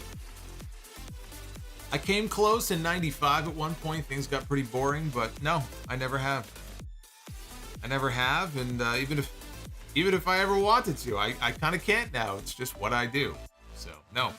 M. Jackson with the $10. Many bash Meltzer's match ratings. Do you think wrestling could benefit from a Metacritic, Rotten Tomatoes type match rating aggregator from respected critics, not fans? Would you like to be a reviewer? Based on all the hate that Meltzer gets, no. I'll let him take all the hate on that. No, I actually think that just the opposite. I think that if they developed a system like that for wrestling now, I think that that would be an absolutely terrible thing. Just look at Meltzer as an example of people losing their ever-loving minds for match ratings between WWE and AEW because everybody is so tribal and tribalistic now, right? We have the tribal chief, is the most popular wrestler in the company, okay? Everything is tribal these days. But everybody has to pick a team and everybody takes things so personally. And somebody else's match ratings can spark a flame war in 2 seconds on social media. This happens every single day. You think having a website like that wouldn't create more discourse like that? It would only make things worse. It would fan the flame. So I actually think with wrestling fans, because they can't control themselves and they lose their minds, it would be the worst possible thing that you could do. And I would feel sorry for all of those critics and all the reviewers who would be constantly getting shit on and all kinds of comments and threats. And no, we don't need anything like that. You know, it's one thing to have that for movies and stuff because those people by and large are not psycho. Wrestling fans are a different breed. You can't do that. Groovy Goose, thank you for the super chat. Base Beerish, shout out to Fire Panda, but of course. DEH Sires, Sammy brings Jay back, tags with him while Kevin Owens is out. I don't know, did you see Sammy's elbow on Monday? I think Sammy may need some time off too. I mean, he got a fucking tennis ball in his elbow. Down bad. The one good thing about Theory's title reign was the triple threat with Lashley and Rollins at Survivor Series. Literally cannot think of anything else. Yeah, that was literally last year. You've just made my point for me, by the way. Again, I would maybe point to the Elimination Chamber in February, just because we've never had one where the sole focus was on the U.S. title. And I do remember that having some good action. I think Logan Paul got involved at the end, right? Screwed over Seth Rollins. Montez Ford was good in there. I think Bronson Reed may have been in there. So that was good. But again, he was part of a whole ensemble in that match. It wasn't like an Austin Theory match. He was one of, I think, 5 or 6 other guys that were in the match. DEH Sires says, considering that Tony Khan is going with the old get everybody on the card like they were doing for WrestleMania, how many multi-man matches do you predict for All In? Too many. Daniel Malcolm breaking in the new Samoa BRO $18 super chat. Hey Daniel, thank you and congrats for being the first. Anis, they gave the bell to a deadbeat dad. Oh, the belt, he means. I don't know why. I thought that said bell. They gave the belt to a deadbeat dad. Feels like 2005 again. They'll never learn, man. They'll never learn. That's why Santos Escobar has to get revenge for Dom. For all that poor Dom has been through. The Real CS02, shocker, Karrion Kross loses another big match. Are we sure this is the same Triple H who booked Kross like a monster in NXT? No, because in NXT, Triple H booked Kross the way that he wanted to book Kross. In the WWE main roster, Triple H does not have final say over every decision the way he did in NXT. That's the difference. Is it possible, though, that he soured on Kross? Yeah, it's possible. But just keep in mind that Triple H booking the main roster is a whole different ball of wax from Triple H booking NXT, because he does not have this full control that he enjoyed when he was down at Full Sail. Ray, thank you for the $35 super chat earlier. Batista and his skinny jeans say thank you. Dr. Bropio. Bro, that new chat is gonna be another Brie mode, bro. I think you may be right. Lady Fire Panda with another $21 super chat. Thank you for the official Fire Panda logo. It's the one that I read before. Wappa Tapa with that double $28 tsunami that he hit me with. Thank you very much. Again, Red Emissary of Darkness. I give up on Cody beating Roman. I do not want a Cody 2023 Royal Rumble win for that match. I would rather see AJ or Bray win since AJ's contract is coming up. AJ Styles is not going to win the Royal Rumble. It's going to be Cody Rhodes or it's going to be Gunther. Those are the two leading contenders right now. It's still too early, but those right now are the two leading contenders. It would have to be Cody just because he and Roman are on different brands and it's the only way. I mean, they could do whatever they want, but it's the only way that logically he would be able to challenge for the belt on the other show. Otherwise, I think Gunther winning and going on to challenge Rollins for the World Heavyweight Championship is the other likely possibility. Red Emissary says Cody 2024 win, not 2023. I figured that's what you meant. Base Beerus, Profits ditch the solo cups for the solo mug. I like the way that you think. You see, always thinking on his feet here is Base Beerus. Hey, Street Profits, I tell you what, I'd gift you one of these. They don't even have to buy one. You just tell me where to send it. We'll get Montez and we'll get Dawkins their own mugs so they can plug the show on TV. I'm sure WWE would love that. Base Beerus also says, Top Dollar never had the makings of a varsity athlete. That's what Uncle June told me. Never had the makings of a varsity athlete. Toxic Masculinity, Orlando Jordan will always be the worst United States champion. You know, I had actually forgotten that he even had that belt. All I think of when I hear Orlando Jordan, I think of two things. I actually think of two things. I think of him wrestling the Ultimate Warrior in Barcelona, I want to say it was, in Spain. It was a real thing, by the way. And I think of whatever the fuck it was that he was doing in Impact when he was pouring milk all over his body. And I think, you know what? I think I've had enough of Orlando Jordan for a while. I think I've had enough. I still don't know what that gimmick was supposed to be. Akoma Mikey's Burner with the $4.99. I'm not gonna lie. This one Jimmy promo made up for WrestleMania. The Usos are so good. I am a believer in the Bloodline story again. But Jimmy was actually a little off his game in that promo. He was nervous or, kind of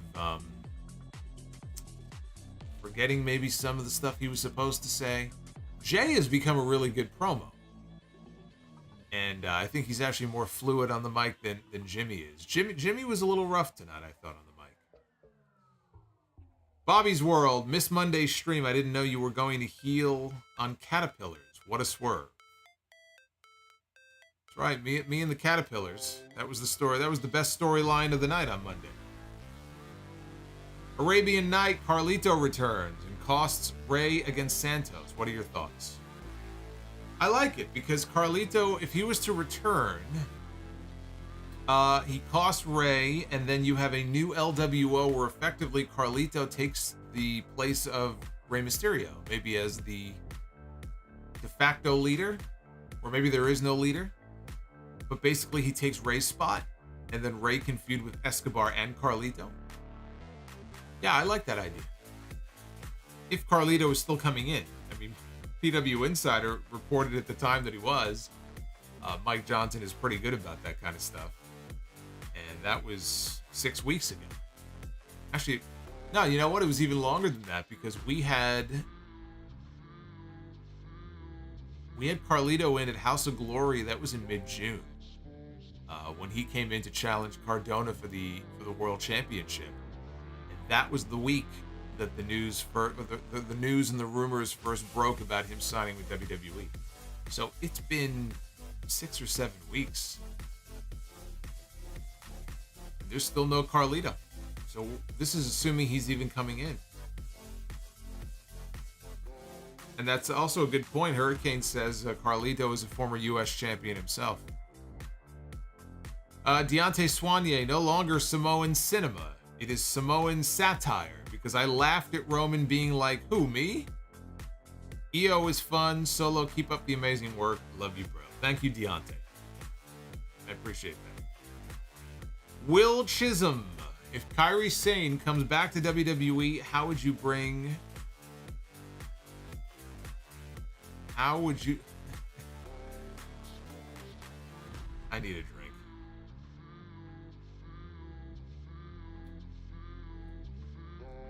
If Kairi Sane comes back to WWE, how would you bring her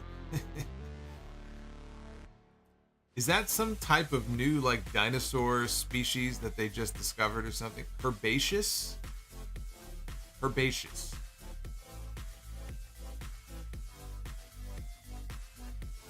Well, how would I bring her back? I would have her on SmackDown, and I would involve her in the...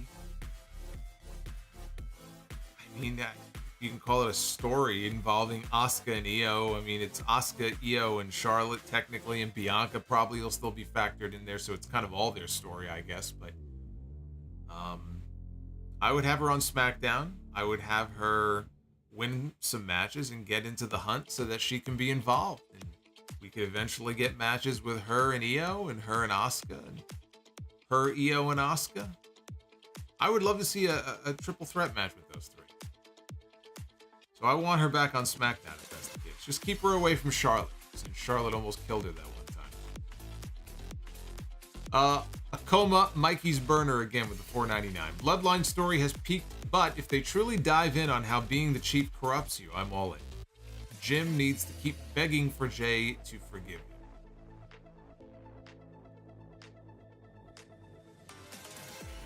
Dr. Bropio meets someone named Lou. He tells you he lost his memories. Congrats, you now have Hulu.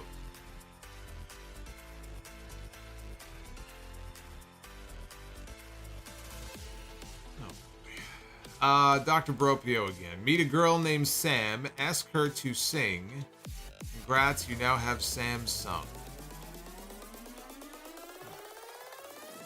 Good Lord. Arabian Night 2000. Arabian Night 2000. Lashley with the Profits against Roman could be huge. Yeah, but that would be months away, and you'd have to get the Bloodline back together, right? They would need at least 3 people. You got Roman, you got Solo. Who would be the third person if it's not Jimmy or Jey? And Akoma, Mikey's burner. I think Jay's energy was throwing Jimmy's promo off. Yeah, whatever it was, he seemed a little off to me during his promo. It was very noticeable. So maybe Jimmy, he was so wound up. Jay was so wound up that you're saying he threw Jimmy off his game. Maybe that's that twin thing. You know? 'Cause they're always like thinking the same, feeling the same things. Maybe that's what did it. Maybe that's what threw Jimmy off. Possible.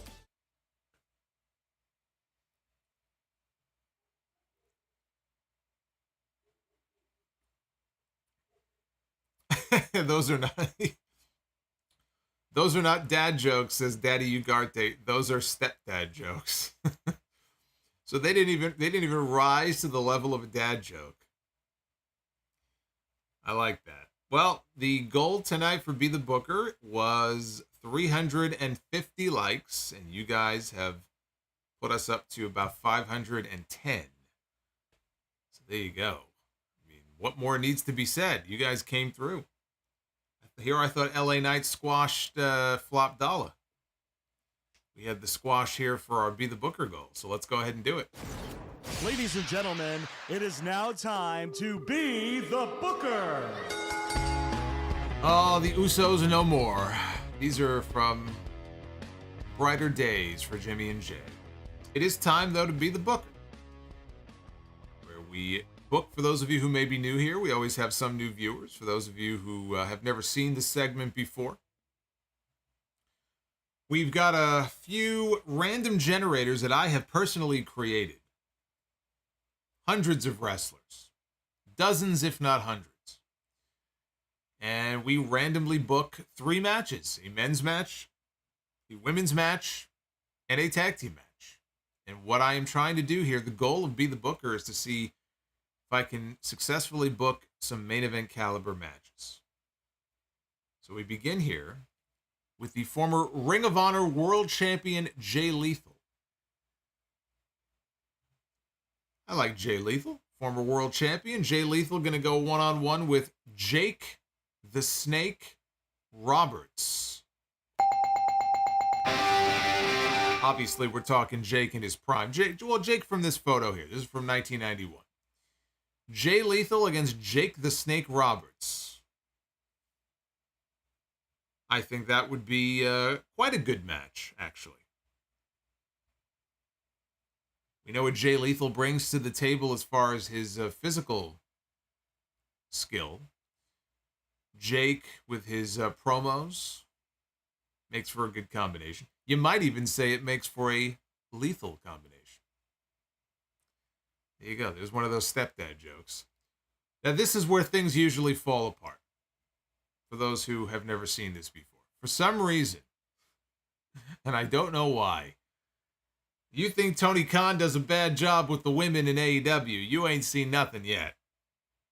Be the Booker, when I do the women's Be the Booker, it makes Tony Khan look like he is booking fucking 1990s All Japan women. Let's see here. Okay, here we go. Now we're getting off to the right start here. We have Athena, the reigning Ring of Honor Women's Champion. Athena is going to go one-on-one with Tammy by God Sitch. You couldn't just give me one. You couldn't give me one really strong women's Be the Booker. Are we even sure this match would happen? Athena would come to the ring. Tammy would be nowhere to be found. They'd have to send a referee to the back. Vince's door would be closed. You'd hear a lot of moaning. You'd hear a lot of banging against the walls. Use your imagination as far as what Tammy would be doing. Either that or she would be in a fucking bathroom stall sticking something up her nose. And poor Athena would win the match by forfeit. It's a terrible match. See? I just mapped it all out for you. That's how the match would go. You're a winner by forfeit. Tag teams. Got a lot of great tag teams here. Let's hope we pick 2. Well, this is one right here. The North, former Impact Wrestling Tag Team Champions. There you go. Josh Alexander, who would go on to become Impact World Champion. Ethan Page. They were a very good tag team. The North against Daniel Bryan and Kane. Team Hell No against the North. You know, that is not a match that I ever would have thought of. But I do like that match. It's too bad the North didn't have a bigger stage. You know, because, again, not as many people watch Impact as they did 10 or 15 years ago when they were on Spike, and just the network they were on, you know, had more of a reach than Access, I guess they're on now. Because they were a good team, and there's probably people who were like, who? You know, there's probably some people who never really saw them in their run in Impact. I mean, I don't watch Impact the way I used to many years ago, but I'm aware of who they are. I've seen some of their matches.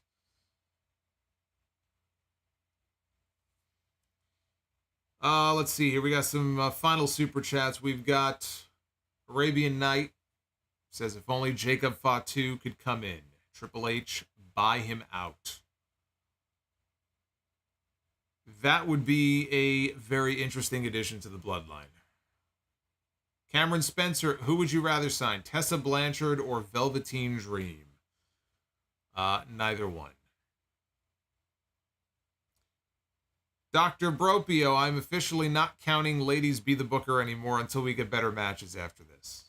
I'm trying, man. I'm trying every single week. I don't know what you want me to do. It's completely random. I push a button. Sometimes I hit it quickly. Sometimes I let it go for a while. And there's always just something there to just fuck the whole thing up. I've just never seen anything like it. And Juan Ocampo with the $4.99. Apparently has been infiltrated by the spirit of Russo.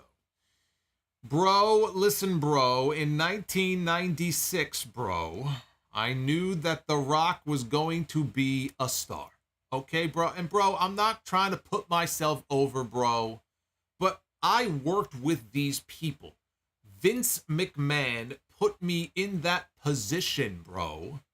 It was not about the wrestling. It was about what is entertaining. In 1996, so I had to get out of the nation to finally elevate him, bro. Fuck. How can anyone listen to that for more than 5 minutes? I'll never know. Silver Tower. Oh my God, it's Silver Tower. We haven't heard from Silver Tower in a while. Why is Women's Be the Booker cursed? Makes me sad. Women's Be the Booker and the Women's Tag Team titles are equally cursed. I say we take them both, we throw them in a fire pit, and we have a party. I don't know. Can we transfer? Maybe like we can transfer one curse to another? Is that possible? Because the Women's Tag Team titles are every bit as cursed.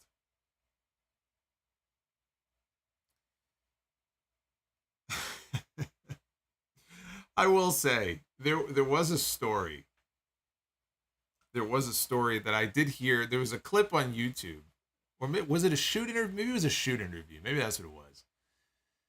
Something with Sean Oliver. Jim Cornette was telling one of his many Russo stories from when they worked together in WWE. For that period that Cornette was part of the creative team and Russo was ascending, right, in that position. And there was an episode of Raw, like a really terrible episode of Raw, probably like in 97 maybe.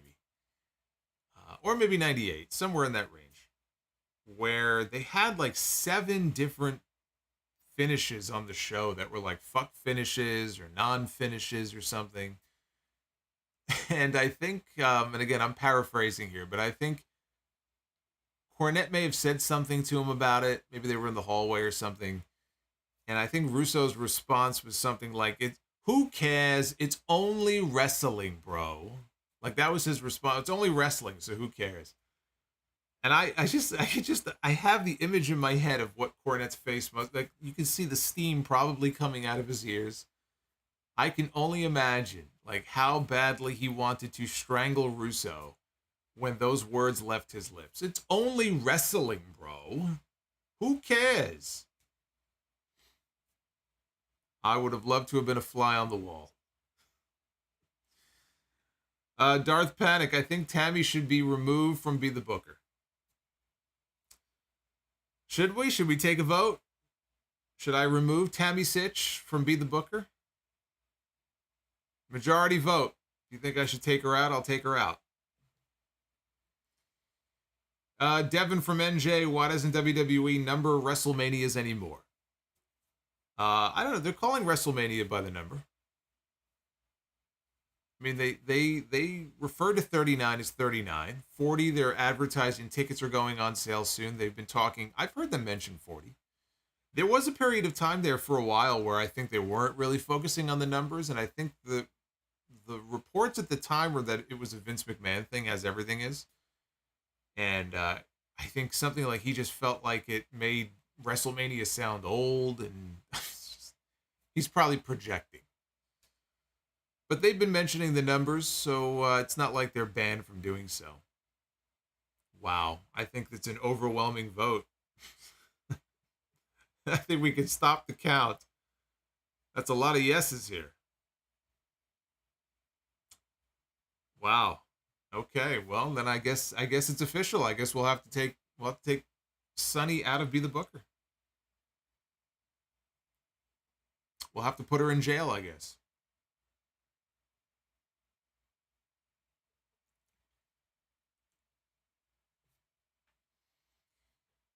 Huffman Entertainment says, it's just wrestling, bro. It's just wrestling. It's just wrestling. You know, any booker in the world could just excuse all their dumb ideas and dumb finishes and dumb bullshit by just going, oh, it's just wrestling. Right? Wrestling fans are idiots, I guess. Who cares? Right? Then you can explain any dumb decision away.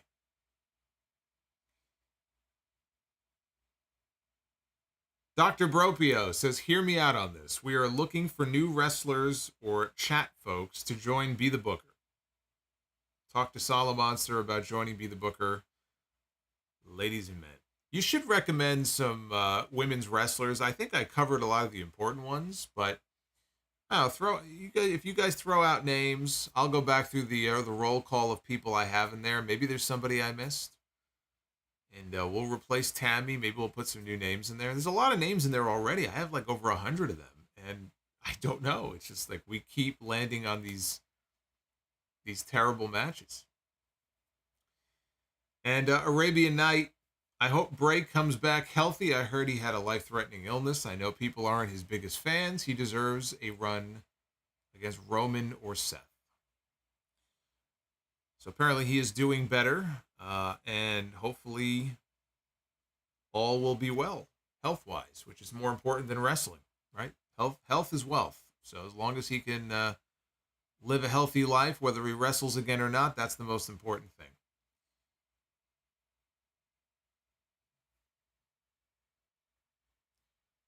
And Base Beerus just dropped a $15 super chat.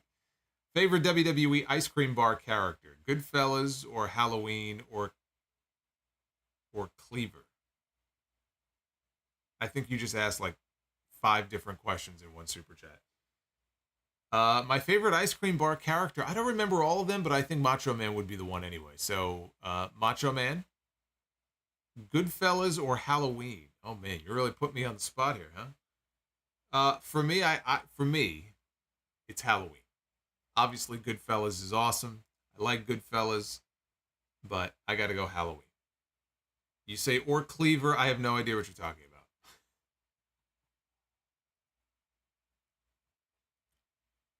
Oh, okay. Sopranos. Okay, I got you. Wasn't Ben Kingsley in that episode, right? When they ran into Ben Kingsley at that resort or wherever they were. Dr. Bropio, Fire Panda wants to join Be the Booker. I don't know about that. Fire Panda's had screen time the entire night here with the logo here, which, by the way, I should probably remind people that this is my show. It is not Fire Panda's show. JYD, yes, JYD is in Be the Booker. George the Animal Steel is not. But actually, I have Mid-South Junkyard Dog is in Be the Booker. But no. The other one is not. Thank you for joining me here for this SmackDown review here on a Friday night. I appreciate it very much. Episode 821 of The Sound Off goes up on Sunday, and this is the season finale review for Dark Side of the Ring. Final episode aired on Tuesday. It was The World According to Marty Jannetty, which is a very scary place. I will have a full review on the episode, my thoughts, what was in it, what was not in it, expanding on a few things that were discussed and not really expanded upon because they only have so much time. But this is it. We've reached the end of the line with Dark Side of the Ring. So that'll be on the show on Sunday. Plus all the news of the week. I'll talk about Bray Wyatt. I'll talk about this whole Triple H board situation and when it looks like the acquisition, the merger officially will go through with WWE. And I got a bunch of thoughts also on AEW, and there was a lot of controversy and talk about the All In card. I got thoughts on that as well. So that will be on episode 821. Look for that sometime Sunday afternoon. Matthew with the $2. Favorite pizza in NYC? I don't have pizza anymore. When I had pizza, honestly, when you live in New York City, in my opinion anyway, and there are some places that people will point to, but New York City pizza is the best pizza. And so you can't really discriminate. There are places in New York City where you can get good pizza or you can get great pizza, but you can't really get bad pizza. I mean, what do you think this is? Chicago? I mean, come on. Well, that'll get people talking. Be well. Stay safe. Have yourselves a fantastic weekend. I'll see you back here on the channel very soon. And for 8/21 on Sunday. Fire Panda, again, for those 50 gifteds. You're a beast. Thank you. I'll see you guys next time.